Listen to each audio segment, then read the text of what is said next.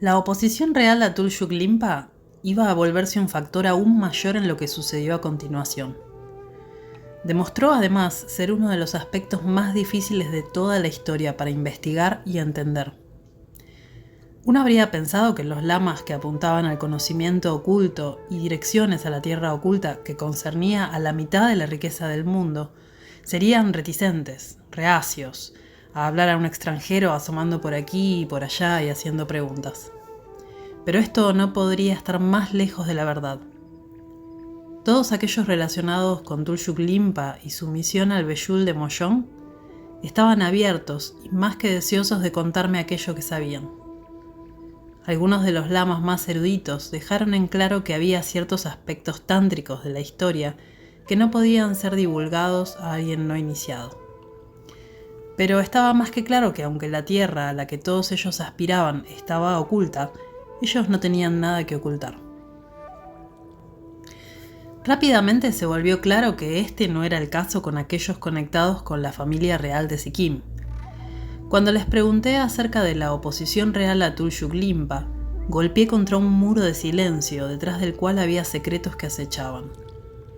A lo largo del tiempo, mi entendimiento de la oposición real cambió.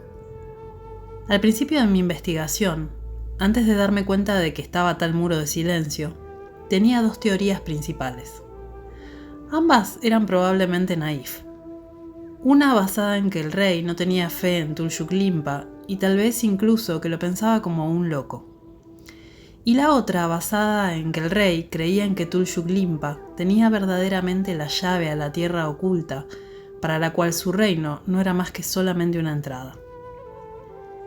En la primera historia que sostenía que si el rey no pensaba que Tuljuklimpa fuera el lama que abriera el Beyul, o dudaba que la tierra oculta existiera, o incluso lo creyera loco, su oposición estaría basada en una preocupación paternalista por la simple gente a su cargo.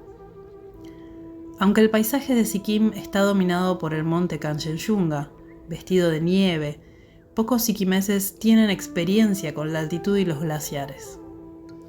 Aquellos siguiendo a Tuljuklimpa estaban destinados a estar mal preparados para la altitud, sufrir congelación y riesgo de muerte. Ya no habían plantado sus campos, habían abandonado sus casas y posesiones. Por todo ello, el rey estaba preocupado por el bienestar de sus sujetos y, como un padre, habría querido protegerlos. ¿Qué rey no intentaría proteger a sus súbditos de un lama loco que iba a guiarlos, como el flautista de Hamelin, a una cueva en la ladera de una montaña para nunca regresar? Esta referencia a la antigua leyenda podría no estar tan alejada de la realidad. Como Robert Browning escribió del momento cuando el flautista conduce a los niños por mal camino en su poema El flautista de Hamelin. Ved cómo cuando alcanzaron la ladera de la montaña, un asombroso portal se abrió, como si una caverna hubiera sido repentinamente ahuecada, y el flautista avanzó, y los niños lo siguieron. Y cuando todos, hasta el último, estuvieron dentro, la puerta en la montaña rápidamente se cerró. Si por otro lado el rey creía en que Tuljuklimpa tenía la llave, debe haber sabido también que los pocos cientos de sus súbditos que habían abandonado todo para ir a Tajidin a seguirlo, serían la vanguardia de un éxodo que barrería con su reino una vez que se corriera la voz de que el camino había sido abierto. Hablé con mucha gente en Sikkim que sabía sobre Tuljuklimpa y habían estado esperando a oír que el camino se hubiera abierto. Estaban especulando sin dejar sus casas y posesiones al continuar plantando sus campos. Aunque una vez que hubieran escuchado que el camino había sido abierto, estaban preparados para salir corriendo por la puerta. Algunos estaban incluso escondiendo comida en cuevas a lo largo de la ruta, así no tendrían que cargarlas cuando dejaran Sikkim para ir al Beyul, que ya tenían bastante estorbo con los abuelos y los niños. Uno nunca sabía cuándo la puerta se cerraría. Mucha gente mayor a lo largo de Sikkim me dijo con un guiño que estaban esperando alguna noticia. Había incluso algo ligeramente subversivo acerca de ello, sabiendo que yéndose del reino de Sikkim para irse a un reino más grande, estaban yendo en contra del rey. Sería un éxodo sin precedente, uno que habría dejado al rey en la más que incómoda posición de tener que explicar a un mundo incrédulo cómo se volvió un rey sin súbditos. Ya está destinado a una incomodidad inherente dentro de su corazón al tratar de justificarse a sí mismo el hecho de gobernar todo un reino basado no en el mérito sino en la herencia. ¿Cuánto más grande sería la incomodidad de un rey cuyos súbditos se van a un reino que ellos consideran infinitamente más grande? A medida que escarbaba más profundo, otras posibles razones de la oposición real aparecieron. ¿Podría simplemente haber sido porque Tulshuk Limpa era tibetano? No era difícil distinguir una desconfianza mutua y antipatía entre algunos de los lamas de Sikkim y de los lamas de Tíbet.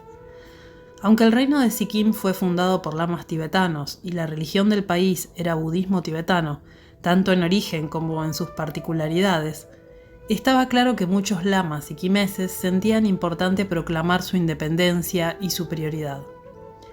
Los lamas tibetanos, por otro lado, sentían que los lamas sikimeses estaban poco instruidos. Habían sido entrenados en uno que otro de los muchos monasterios de aldea desparramados a lo largo del reino, que carecían de cualquier tipo de institución de estudios budistas tan grandes como podían ser halladas en Tíbet. Hablé con un hombre tibetano en su exuberante sala de práctica privada en las partes más altas de Gantok, cuyo padre había sido secretario de un alto lama tibetano viviendo en el monasterio del Palacio Real, y quien él mismo había crecido en el monasterio real. Él me dijo descaradamente, con una arrogancia que me choqueó por el descaro con que la compartió, que todos los lamas sikimeses eran ignorantes. ¿Qué pueden saber?, me preguntó. Su educación tuvo lugar en la aldea. Los lamas sikimeses claramente resentían a los lamas tibetanos con su autoproclamada educación superior. La suya era la tierra bendecida por Padmasambhava, y era suyo también el gobernar tanto en asuntos temporales como en los relacionados con el Dharma. Me dijeron que el rey no era un erudito. Dependía de sus lamas consejeros cuando se trataba de asuntos espirituales. Dado que tenían un sentimiento natural de desconfianza hacia los lamas tibetanos, seguro que sintieron resentimiento ante un lama tibetano que venía a abrir su tierra oculta y habrían predispuesto al rey contra él. Su actitud debe haber sido: ¿por qué necesitamos a un lama tibetano que venga y abra nuestra tierra oculta? A medida que hablé con gente y mis ideas cambiaron en cuanto al porqué de la oposición real contra Tulshuk Limpa, hice lo que pude para conseguir también la perspectiva de aquellos que deberían haber sabido, aquellos que tenían conexión con la realeza y el palacio. Pero estuve lejos de tener éxito. Seguí mis pistas y a lo largo de muchas visitas a Gantok, fui de una a otra casa de aquellos conectados con la familia real.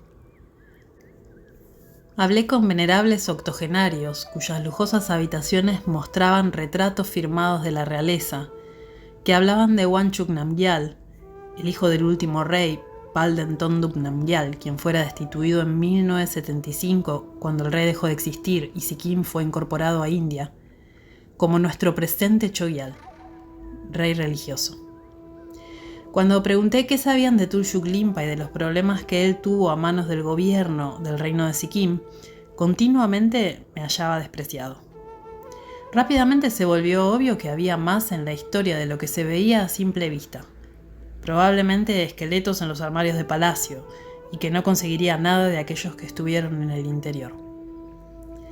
Descubrí, como fuere, que los ciudadanos de Sikkim por fuera de los círculos elitistas, los aldeanos y lamas de Tashidin y Yoksum, y los demás lugares donde Tulshuk Limpa tuvo seguidores, estaban más que dispuestos a decirme lo que pensaban que estaba detrás de la oposición real. Mientras que ellos ofrecían unas pocas teorías entrelazadas que proveían unas buenas razones para la oposición, siempre me sentí obstruido por aquellos en el interior que permanecían con los labios sellados. La opinión más popular que escuché de aquellos conectados con Tulshuk Limpa era que no era el rey quien estaba al centro de la oposición, sino la reina. Entre la gente común de Sikkim, esto parecía casi universalmente aceptado. La familia real y la mayoría de los budistas en Sikkim son Nyingma, la más antigua de las 4 ramas del budismo tibetano. La gente me dijo que la reina Maharani Kunsandechen, quien era en esa época muy influyente en los asuntos eclesiásticos del reino, estaba trayendo lamas de una de las otras grandes 4 ramas, los Gelugpas, a realizar los mayores rituales del Estado. Esto sería vagamente parecido como si Isabela, la reina de la España católica, hubiera llevado sacerdotes luteranos a realizar misas.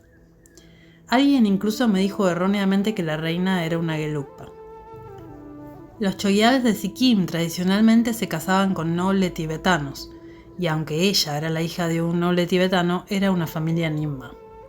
Aunque como el capitán Yonda, el capitán de la guardia bajo Palden Namgyal, el último chogyal de Sikkim, y bien conocido como un acérrimo de la monarquía hasta el día de hoy, me dijo, la familia de la reina apoyaba fuertemente a los Gelugpa. Mi cruzada por un entendimiento más amplio acerca de la historia de Sikkim y el trasfondo histórico de la tierra oculta me encontró en una pedaleada pasando por los edificios de piedra de la Universidad de Oxford en una tarde típicamente fría y lluviosa de otoño. Estaba esquivando charcos para ver a un erudito que acababa de volver de 2 años y medio de investigación en Sikkim. Su nombre era Saul Mullah, y había estado buscando documentos concernientes a la fundación del reino en las casas y librerías privadas de la familia de élite en Sikkim. Además, había viajado a ruinas remotas históricas cubiertas de vegetación, algunas que datan de los primeros tibetanos que se asentaron allí más de 200 años previos a la fundación del reino en 1646. Siendo el primer estudioso serio en investigar y estudiar estos antiguos documentos y en hacer conexiones con antiguos cimientos y muros fortificados en las escarpadas junglas, Saúl había pensado un montón acerca de la temprana historia de Sikkim y tenía un entendimiento único. Puse mis zapatos junto a la puerta, tanto en deferencia por su estado empapado, como por el largo tiempo que ambos habíamos pasado en el este, y nos sentamos junto a la ventana en su departamento del 3er piso de una casa en expansión de estilo victoriano que había probablemente alguna vez pertenecido a algún catedrático soltero de Oxford y que ahora albergaba a estudiantes y estudiosos visitantes. La ventana junto a él estaba abierta a la lluvia ventosa y los antiguos chapiteles de la universidad, para que el humo de su cigarrillo se enrollara hacia el exterior y no hacia mis pulmones. Escuchó cuidadosamente mi sinopsis de la historia de Tulshuk Limpa y su misión al Beyul de Mollón. Cuando lo hacía, los comentarios de Saúl eran rápidos y precisos. Debes entender que la tierra oculta no está fuera de este mundo. He leído los textos y no suena como lo que tu lama decía, que pasas a través de un portal a una tierra fuera del mapa. La tierra oculta está en este mundo. Es como el reino de Shambhala, que está localizado en alguna parte detrás de un anillo de montañas. Nadie lo ha hallado, pero está ahí. Sería posible llegar allí físicamente, sin ir a través de una grieta en el mundo. Incluso más importante aún, serías capaz de regresar. Aunque Shambhala nunca ha sido definitivamente localizado, el Beyul de Mollón ha sido hallado. Ya ha sido abierto, alrededor de 500 años atrás. Fue abierto por Rizin Godemchen en 1373. Él vivió allí durante 11 años antes de regresar a Tíbet. Incluso regresó al Beyul y murió allí en 1409. Saúl hizo una pausa, un momento para encender otro cigarrillo. Y dicho y sea de paso, dijo él, he ido al Beyul.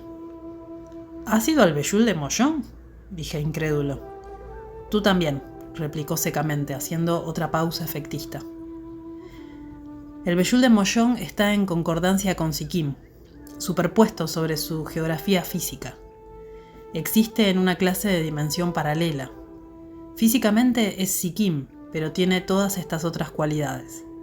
El Beyul está en el paisaje físico de Sikkim. Puedes ir físicamente allí. Ambos hemos ido a Tashidin, así que ambos hemos estado en el centro de la tierra oculta. Pero nosotros no sabemos que hemos estado allí porque no tenemos la realización adecuada.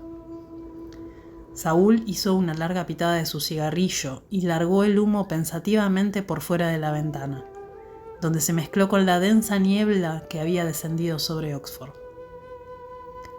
Más que el Beyul, esté en un lugar por fuera de las coordenadas de latitud y longitud, podría argumentarse que el Beyul depende en realidad de un estado mental. ¿El Beyul, dependiente de un estado de la mente? De acuerdo a los antiguos textos, el Beyul de Mollón existe en muchos niveles, que van de acuerdo a diferentes niveles de realización. Así que si eres un tipo normal, puedes ir a Tashidín, a las diferentes cuevas, y decir, wow, todo esto fue bendecido por Padmasambhava. Eres como un turista siguiendo los grandes carteles que ves al costado del camino. Sikkim, el paraíso oculto. Tal vez incluso tomas un par de fotos, como el turista, tu entendimiento será limitado, solo en la superficie. Ese es el nivel externo. Así es cuando los turistas entran al Beyul de Mollón. Él está entrando al Sikkim occidental. Aunque no lo sabe, está en el Beyul. Ese es el punto. Beyul es un lugar físico, aunque sin la comprensión espiritual ni siquiera te darás cuenta. Por otro lado, si tienes la comprensión espiritual, entrarás al mismo lugar, pero estarás entrando al Beyul de Mollón, no a Sikkim occidental. Así que es un poco como en El Mago de Oz, cuando Dorothy se encuentra de regreso en Kansas, pregunté. Ella ve a sus vecinos quienes han sido transformados en otros personajes en Oz y les dice, ustedes estaban ahí y tú también y tú también. Bueno, no sé si iría tan lejos, dice Saúl. Entonces tal vez sería más como encontrarse con un maestro realizado, dije. Alguien podría encontrarlo en el camino, pensar que él es un vagabundo y darle una moneda. Alguien más podría verlo y darse cuenta quién es, así que depende de la comprensión del que percibe. Algo así, admite Saúl. La tierra oculta de Sikkim está firmemente enraizada en los rasgos geográficos de Sikkim occidental. Esto suena tan diferente de lo que la gente de Sikkim estuvo diciéndome, dije. ¿De dónde sacaste estos conceptos del Beyul? De los antiguos textos. Los escritos de Sangye Limpa, Rizin Godemchen, toda la tradición Ter del norte y de los documentos y leyendas que rodean a la fundación del reino de Sikkim, para los cuales la apertura del Beyul es clave. Pero nada de esto parece coincidir con la idea de la tierra oculta que Tulshuk Limpa estaba encabezando, dije. Ni la concepción con la que me topé con las muchas personas con las que hablé en la región. Los antiguos textos parecen estar desincronizados con el entendimiento actual del Beyul. Incluso aquellos viviendo en Sikkim occidental y en Tashidín mismo no decían que ya estaban viviendo en la tierra oculta. Más bien habían estado diciéndome cómo estaban listos para abandonar su existencia aquí en este mundo con el fin de ir a otro. Fueron claros, no se trataba de la conciencia despierta que transforma y quedarse en casa. No había nada dicho acerca de costras que caían de los ojos para revelar Tashidín como el centro del Beyul. Todos ellos hablaban acerca de las laderas de montañas nevadas del monte Kanchenjunga y una cueva por la que entraban, una puerta a través de la que pasaban o un paso que cruzaban con el fin de entrar a una tierra de la cual no tenían posibilidad de regresar. Parece que tiene poco que ver con lo que está escrito en tus escrituras. Precisamente, dijo Saúl, lo que tu lama estaba haciendo no parece estar de acuerdo con la tradición escrita. Desde la perspectiva de un erudito y un historiador, esa pareciera ser la condena absoluta. Implicaba claramente que Tulshuk Limpa era solo un loco. Así que exactamente, ¿qué es esta tradición?, pregunté. ¿Cuál es el concepto histórico del Beyul? Primero que todo, incluso antes de discutir las escrituras, dijo Saúl, enderezándose en su silla, tienes que imaginarte el Beyul desde el punto de vista tibetano. Imagina, estás en la alta meseta con poca vegetación. Todo es barrido por el viento. No es un lugar muy bonito para vivir. Luego vas a Sikkim y tiene estos valles fértiles y ahí es donde la idea del Beyul aparece. Mira, están estos hermosos lugares donde no hay gobierno tibetano ocupado matando a otros budistas porque no creen en esto, eso o esto otro. Así que este es el lugar a donde ir. ¿Cuándo aparece la primera referencia al Beyul?, pregunté. Sangye Limpa fue el primero en mencionarlo, hasta donde yo sé. Él vivió desde el 1340 al 1396. Fue un gran tertón, la reencarnación del segundo hijo del gran rey tibetano del Dharma, Trizon Detsen, quien se cree que fue el que invitó a Padmasambhava a Tíbet en el siglo VIII. En 1364, Sangye Limpa descubrió su texto revelado más importante, el Lama Gondu, que se extiende a lo largo de 13 volúmenes. Allí encontramos la primera mención del Beyul de Moyong, así como también muchas otras tierras ocultas. El siguiente fue Rizin Godemchen, el fundador del Yanter, la Escuela de los Tesoros del Norte. Él es uno de los más cercanos asociados con la tradición terma del Beyul de Moyong. Él preparó todas las llaves. Se le adjudica en verdad la apertura del Beyul. Visitó también otras tierras ocultas. Un contemporáneo de Sangye Limpa fue uno de los limpas más grandes que Tíbet produjera. Nació en Tíbet en 1337 y murió en Beyul de Moyong en 1409. Su nombre de nacimiento fue Nodup Gyaltsen. Solo más tarde ganó el nombre por el cual es conocido ahora, que se traduce como aquel con plumas de buitre. La leyenda dice que a la edad de 12 años, 3 plumas de buitre brotaron de su cabeza. Y aunque yo no estaba ahí, sospecho que eran mechones de pelo que simplemente lucían como plumas de buitre. Cuando tenía 25 años, aparecieron 5 más. Parece que él tuvo un tipo de conexión particular con los buitres durante toda su vida. Pero cuando estaba en el Beyul de Moyong, extrajo una terma del pico central de Monte Kanchenjunga. Extrajo otra terma en Beyul también, y envió algunas de estas, así como también escrituras y varias otras cosas, a Tíbet. Pero bueno, colgando de los cuellos de buitres. El budismo tibetano es transmitido mayormente a través de líneas de grandes maestros y sus discípulos. Estas líneas parecen estar siempre ramificándose, dando ocasión a disputas. Aunque la tierra que ambos, Sangye Limpa, el que primero escribió sobre el Beyul de Moyong, y Rizin Godemchen estaban interesados en lo que era una tierra sin luchas, eso no impidió que surgieran controversias. El primer viaje de Rizin Godemchen a Beyul de Moyong duró 11 años. Cuando regresó para contar la historia, los seguidores de Sangye Limpa se burlaron. «Está lleno de mierda, amigo». Ellos no creyeron que en verdad hubiera conseguido llegar al Beyul. El quinto Dalai Lama, conocido como el Gran Quinto, quien viviera algo así como 3 siglos más tarde, dijo de estas dos grandes figuras del budismo Nyingma en su estudio de la tradición Yanter, de una forma literaria bastante diplomática. Debo decir que hubo algunas disputas entre los discípulos de Rizin Godemchen y Sangye Limpa, y esto causó una cierta hostilidad. Pero claramente a Rizin Godemchen se le adjudica ser el primero en traer el Dharma tibetano a la gente de Sikkim. Si él abrió la tierra oculta, pregunté yo, ¿qué hizo para traer el Dharma? Cuando Rizin Godemchen fue al Beyul de Moyong, los lepchas estaban allí. Son los aborígenes de Sikkim, que han estado allí quién sabe desde cuándo. No hay registros de su inmigración. Él encontró gente de estirpe tibetana también, hablando dialectos tibetanos. Incluso los ancestros de Phuntsok Namgyal, el primer Chogyal, o rey del Dharma de Sikkim, ya estaban allí.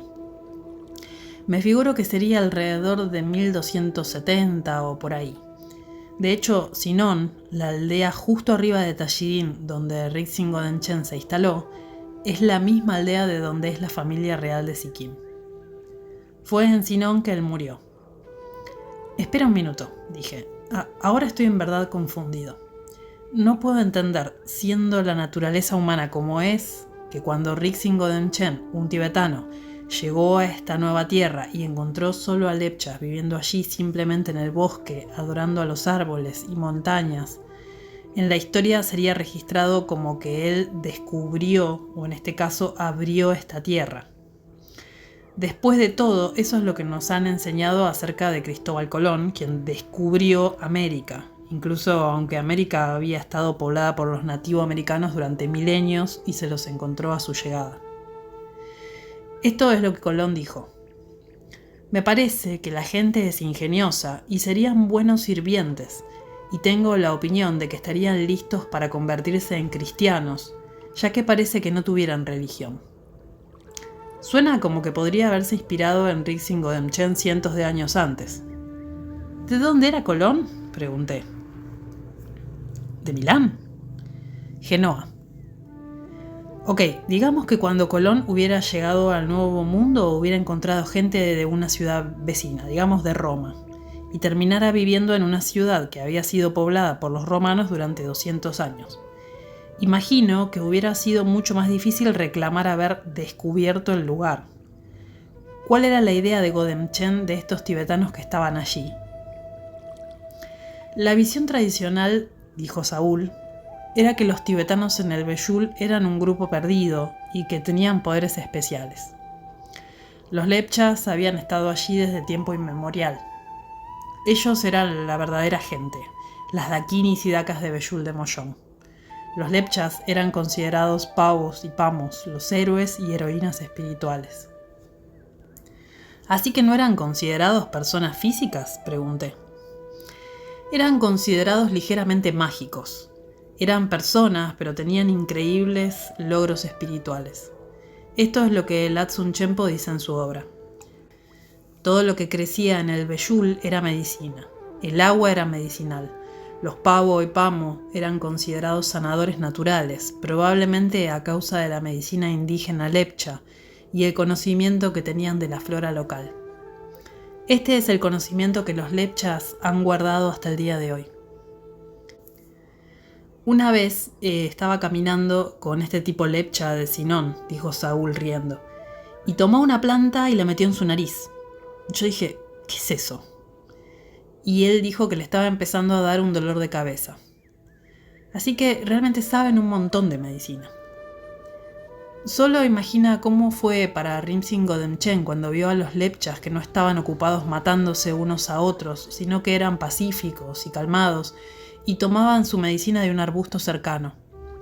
Ahora, por supuesto, los lepchas han sido marginados.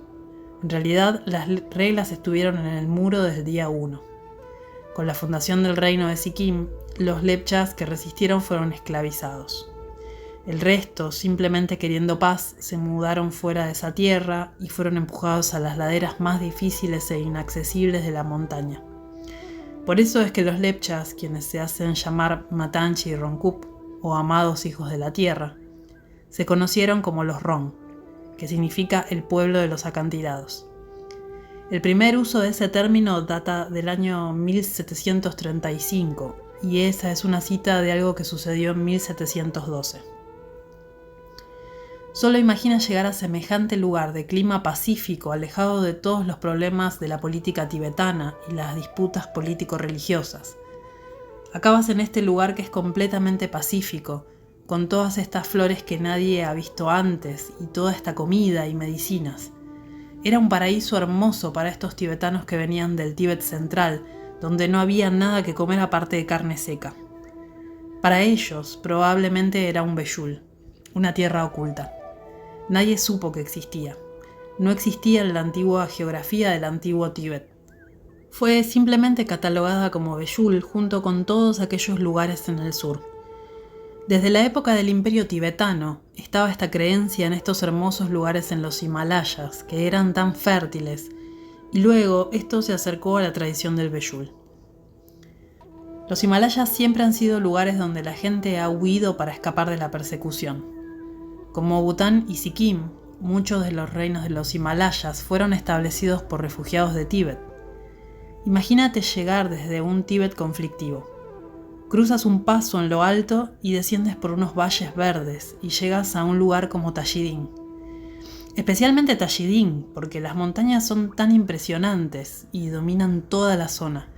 Es como, wow. Este es una colina de joyas, con todas esas flores creciendo allí. La vegetación y las flores que vemos hoy no deben ser nada en comparación a lo que era. Viajé al norte desde Sinón durante 5 horas a pie para ir a Palung Ring para hallar las ruinas del monasterio que Rik-Singodemchen construyó en el siglo XIV. Nunca había visto árboles como estos en Sikkim. Estoy hablando de árboles gigantes del ancho de esta habitación, con musgo colgando. Cuando fuimos allí arriba vimos pandas rojos y aves salvajes. Soy un ávido observador de aves y vi 5 o 6 especies de aves que nunca había visto antes en Sikkim. Nunca había visto algo así. Orquídeas que crecían de la tierra, árboles gigantes y gruesos matorrales. No había un camino, ni siquiera un sendero. En un momento solo estábamos agarrándonos a una pared de la montaña. Y estaba este árbol que había caído y caminamos sobre él cuando de repente se quebró. Casi caemos 100 pies hacia nuestra muerte. Así es como todo el reino debe haber sido. Todo esto está bien, dije yo. Ellos venían de un Tíbet erosionado por los conflictos, hallan este lugar natural tan hermoso al sur y lo quieren.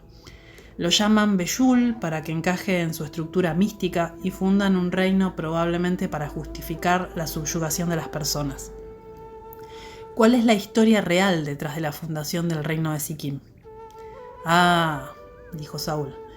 Esto es de interés particular para mí y la materia de la mayor parte de mi investigación. Todavía no se sabe lo que en verdad sucedió, aunque la historia oficial es bastante conocida. Fue 2 siglos después de que Rizin Godemchen abriera el Beyul, que 3 lamas de Tíbet, Nadak Sempa Chenpo, Latsun Chenpo y Katok Kuntu Sampo, abrió 3 de las puertas del Beyul con el fin de consumar una profecía al hallar un reino basado en el Dharma tibetano. La historia de Nadak Sempa Chenpo fue escrita por su hijo. Nadak era como, ¿se acuerdan de mí? Él les hablaba a los guardianes del Beyul. ¿Recuerdan en los tiempos de Padmasambhava cuando él les pidió que cuidaran el camino del Beyul hasta que el chico correcto llegara? Bueno, aquí estoy. De manera ritual se purificó, quemó un poco de incienso e hizo algunos rituales. Mientras hacía estos rituales con las deidades locales, los atrajo. Los persuadió ofreciéndoles chang, la cerveza local, y luego los convirtió diciendo: ahora tienen que hacer lo que yo digo, déjenme entrar. Y lo consiguió. La historia de Latsun Chenpo es la mejor. Conseguimos esto de un libro escrito en 1908 por el rey de Sikkim, Chogyal Tuptop Nangyal, y su esposa la reina. El libro es llamado La historia de Sikkim. El hecho de que eran los mismos reyes quienes escribieron los recuentos lo hace sospechoso, en cuanto a reflejar la verdadera historia se refiere, pero contiene la interpretación más estimada, más clara y más completa del mito oficial. Parece que cuando el tercer Dalai Lama, Katok, estaba vagando en las montañas tratando de hallar el camino a través de la puerta hacia la tierra oculta, llegó a un muro desigual de acantilados rocosos impenetrables. Fue forzado a disminuir el paso. Llegó a un lugar llamado Nyam Yatsal, el cual se traduce como bosquecillo de alegría, una hermosa pradera donde Latsun Chenpo y sus seguidores habían descansado después de su arduo viaje de Tíbet. Cuando Katok le dijo a Latsun que había tenido que disminuir el paso porque no había manera de penetrar los acantilados y precipicios delante de ellos, que lucían como las puertas del cielo, Latsun le dijo que la apertura de esta puerta le estaba asignada a él mismo y que Katok debería continuar y hallar su propia puerta. Latsun y sus seguidores ascendieron las laderas hasta que alcanzaron la base del mismo acantilado rocoso, y como Katok no pudieron distinguir un camino para atravesarlos. La diferencia fue que Latsun era el profetizado para abrir esa puerta. Él usó sus mágicos poderes de Siddha y voló sobre los riscos directo a la cima de la montaña Kabru. O quizás él vagabundeó con sus discípulos y desapareció en una nube que volaba abajo. En cualquier caso, él desapareció, y a medida que los días pasaban sin rastros de su maestro, los discípulos llegaron a la conclusión de que había perecido entre los altos y ventosos riscos. Para el 7º día habían terminado de construir una estupa de piedra en su honor y estaban preparando para irse cuando escucharon en lo alto el soplido del viento de la trompeta de fémur de Latsun. Así que esperaron en la montaña rezando. Luego de 3 semanas, su maestro regresó tan milagrosamente como se había ido, habiendo abierto el camino al Beyul. Ellos estaban tan conmovidos por la fe en él que lo siguieron a lo largo de un sendero que él había hecho en la cara del risco y fueron con él al Beyul de Moyong. Pasaron por Songri de camino a Yeoksun. A causa del tiempo que Latsun Chenpo había pasado en las altas nieves y el frío al que estuvo expuesto, su piel es representada siempre de un tono azul. El día antes a nuestra charla, yo había recibido un libro que había pedido a la librería Bodleian de Oxford y su vasto depósito subterráneo de 7 pisos de libros. El libro estaba titulado Alrededor del Kanchenjunga por Douglas W. Freshfield. Publicado por primera vez en 1903, narra un viaje que el autor hizo alrededor del Gran Macizo en el inicio del siglo XX. En un pasaje memorable ubica los riscos desde los cuales Latsun Chempo abrió la puerta occidental al Beyul, justo por sobre Seram, el lugar que Tulshuk Limpa miraba desde la cima del paso Kangla y que dijo que tendrían que viajar con el fin de hallar la misma puerta. Explicando a Saúl la relevancia de Seram para la historia de Tulshuk Limpa, busqué la fotocopia que había hecho del pasaje en mi mochila y se la leí. Luego de una breve parada en la pradera enfrente de las chozas de Seram, cruzamos un río. Un sendero nos llevaba camino arriba a través de un bosque donde los tintes del follaje otoñal se mezclaban con el verde oscuro de los abetos.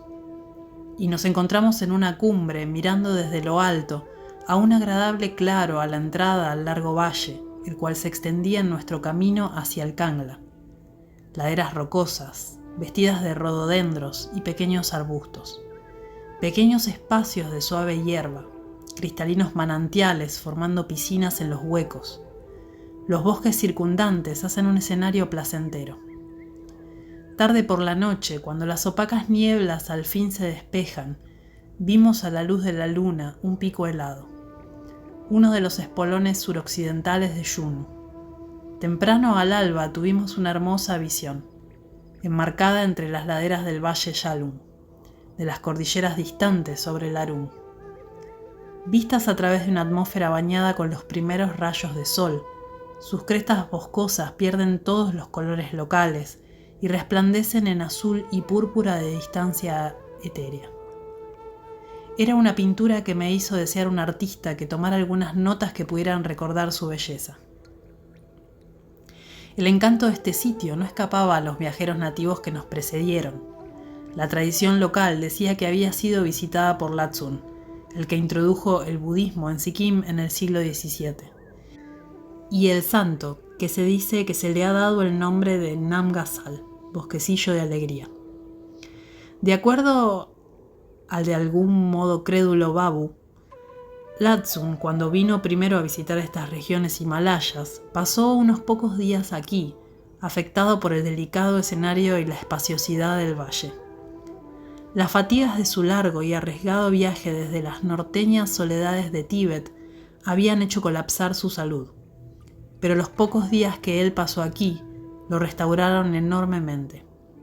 No solo por los encantadores escenarios del lugar, sino más especialmente por las comodidades que él obtuvo, tanto religiosas como físicas.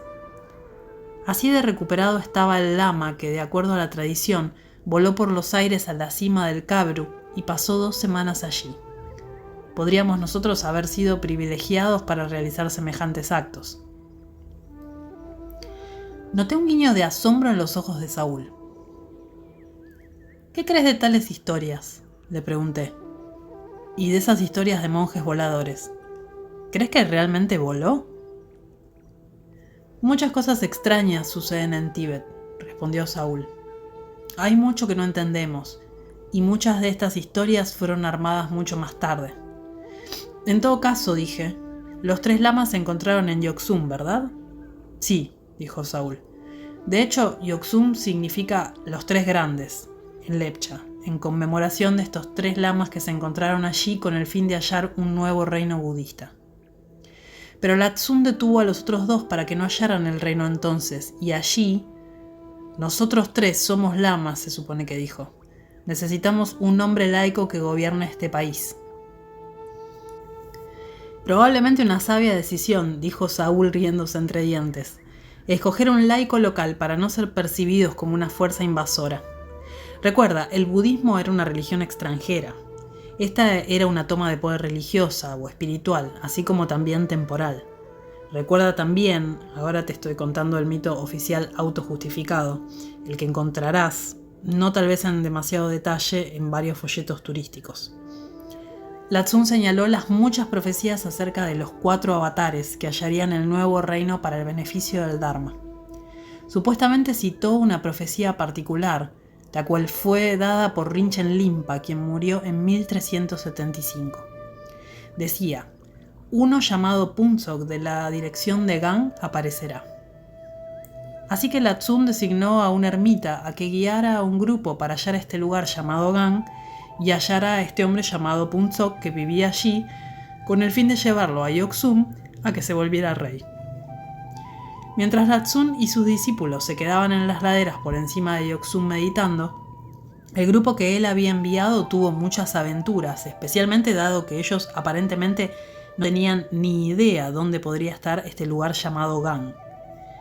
La historia cuenta que ellos finalmente llegaron a Gantok, en ese entonces una pequeña aldea poco importante, que era la misma que la profetizada Gang. Esto lo hallo sospechoso por un par de razones. Primero que todo, Gantok significa cima de la colina, así que podría haber sido cualquier lugar. Tengo razones para creer que ellos en verdad fueron a Sinon, arriba en la montaña por sobre Tallidín, que en esa época era una colonia. De todos modos, en este lugar llamado Gantok, ellos encontraron a Phuntsok Namgyal ordeñando sus vacas. Él los invitó a la comitiva a su casa y les dio un poco de leche para beber, lo cual ellos consideraron como algo especialmente auspicioso. Cuando le dijeron a Phuntsok por qué estaban allí para llevarlo a Yeok-sum y hacerlo rey, imagínense cuán afortunado se sintió él, de ordeñar una vaca al fundador de un linaje real de un minuto a otro. En realidad, de acuerdo a la historia, Phuntsok era de estirpe real tibetana, ya que descendía del rey tibetano del siglo VIII Trison Detsen. Aparentemente había profecías concernientes a esto también, por lo que podemos asumir que fueron elaboradas más tarde, después de los hechos. Una profecía decía que si un descendiente de Trison Detsen se volvía rey de Sikkim, la tierra prosperaría. Lo que debes entender es que los usurpadores de los tronos tibetanos y fundadores de reinos tibetanos periféricos a menudo claman descender de Trison Detsen. Era prácticamente un prerequisito. De todos modos, estos 3 lamas tibetanos llevaron a cabo todos los rituales necesarios y pusieron a Phuntsok Namgyal como el primero en la línea de los reyes apropiados, o Chogyals, de Sikkim, que fue heredado no sin sus deslices dentro de la familia hasta que el reino cayó en manos de India en 1975. Antes de la fundación del reino, Sikkim era un rejunte de pequeños reinos y esferas de influencia, las cuales, aunque ninguna dominaba al resto, deben haber tenido sus forcejeos y miniguerras. Phuntsok, con el respaldo de los tibetanos, fue capaz de consolidar un gran área bajo su dominio, incluso mucho más grande que la actual Sikkim. Aún así, sabía que ese poder tomado era débil. Por lo tanto, puso a su hijo Tenzin como Chogyal antes de su propia muerte para asegurarse una fluida transferencia de poder. Chogyal Tenzin tenía 3 esposas, una bhutanesa, una tibetana y una limbu. Murió relativamente joven.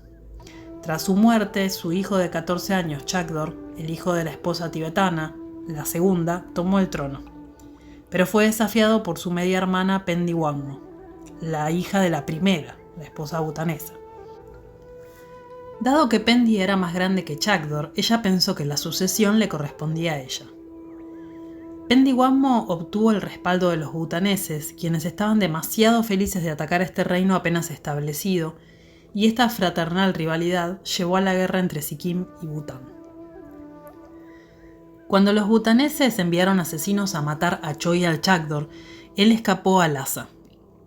Mientras los bhutaneses ocupaban el palacio de Sikkim durante 8 años, el Chogyal vivía en Lhasa.